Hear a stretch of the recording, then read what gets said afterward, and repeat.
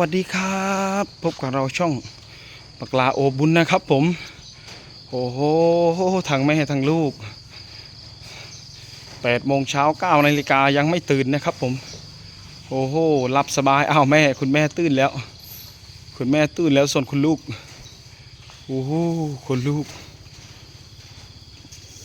นอนอืดเป็นโอ่งมังกรเลยนะครับผมคุณลูกโอ้โหนอนอาปากแลบลิ้นโอ้โห8 โมงเช้า9 นาฬิกาแล้วลูกเอ๋ยจะตื่นกี่โมงคุณโอ๊บจะตื่นกี่โมงโอ้เก็บหลักนอนจนจะเสร็จแล้ว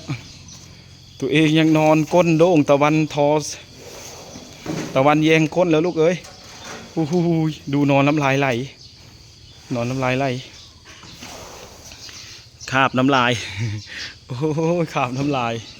โอ้เทวดาโอบไว้เทวดาโอบคนไรคือนอนแซบแท้อุ้ยคุณแม่เพิ่งตื่นมาดิถ่ายคลิปปั๊บตื่นเลยคุณแม่เฮ้ย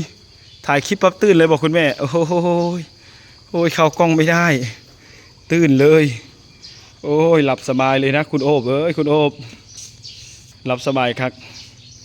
นอนไปลูกนอนไปเทวดาโอบเอ้ยนอนเอาเนื้อเอาหนังนอนแล้วจะอ้วนวันอ้วนคืนนะโอบเนาะ